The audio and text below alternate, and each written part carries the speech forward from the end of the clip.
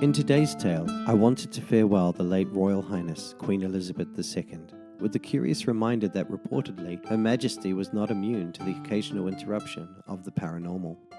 It is said that the Queen herself once saw the ghost of the first Queen Elizabeth in the library room of the 952-year-old Windsor Castle, while spending time there with her younger sister, Princess Margaret.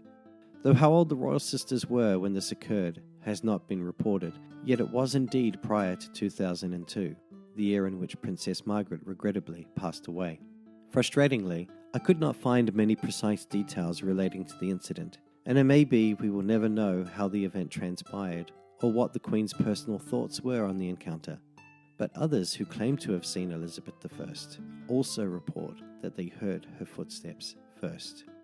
Sightings of Elizabeth I aren't all that uncommon, as various people have apparently seen her royal visage pass through Westminster Abbey, where she lay buried next to her half-sister Mary, who makes a rather strange resting companion, considering Mary herself hated Elizabeth in life, and had her locked away in the Bell Tower for a period during her own reign, paranoid of her half-sister's assumed support of Protestant rebels who preferred Elizabeth over a Catholic queen.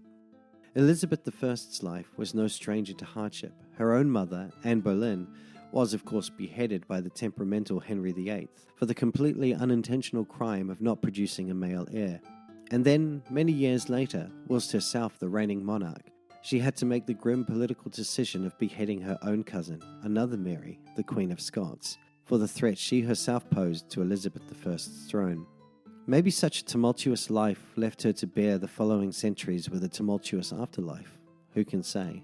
But it seems, according to reports from those who have witnessed it, that royal destinations such as Windsor Castle have become a thoroughfare for the royal dead. King George III is said to appear from time to time in another room below the library, the room in which he was confined during his strange period of mental instability, which rendered him unfit for rule. Some have even claimed seeing the famous Mad King peering out from the bedroom window.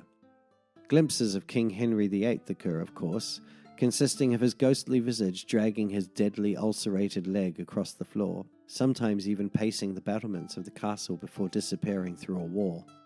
I imagine that it must be somewhat awkward for the demented Henry's ghost to share the same supernatural geography as the wife he had once executed, as some have reported the unhappy sight of Anne Boleyn's ghost weeping from a window, and again his other wife, Jane Seymour, who since dying from postnatal complications has periodically phased into view on her son King Edward VI's birthday.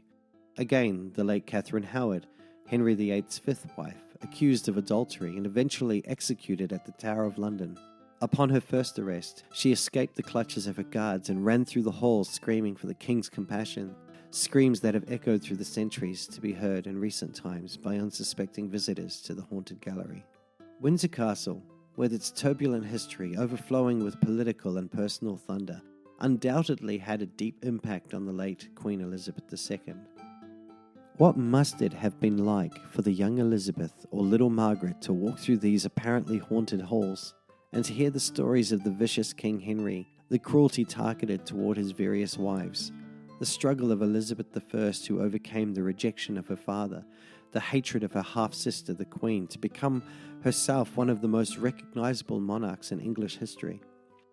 I can't imagine what kind of weight this sort of personal history would place on the shoulders of a person like our late Queen, and how these stories contributed to the character of the woman that most of us now remember with such warm fondness. And while I wish her Godspeed as she approaches the throne of God's grace, I can't help but wonder if there will be a time that someone in the unknown future remembers when they saw the Queen's ghost peeking at them from a window somewhere in Windsor Castle. What about you? Have you visited one of England's many old buildings only to be confronted with a vaporous apparition from the past? I would love to hear your story. Please write to me at tellyourtalehere@gmail.com so I can maybe one day share your story on this channel. And until next time, God save the King.